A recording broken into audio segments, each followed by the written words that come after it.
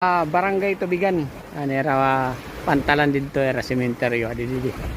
So adi kami didi kami nag-fishing, magfi-fishing ti pakadto dito. Kanya-kanya nera pwesto. Ay. Pahuwayani kita kadalila kay pag magsakit na sugbong.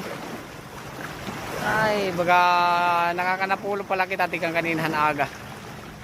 Tangada kanina mga alas 12. Ito na rin dito. Ate, malibot kami nga tuloy. Amo din namon motor nga gamit. Yan na itong gamit dili. Okay. So, shout out na natin mga taga Barangay Tubigan. Maupay nga kulupay yung matanan. Nakabisita gyapon ni Summer Traveler didi ay ano. Nakakabisita gyapon. Ang pinangawin nga nga kita tibay mga isda.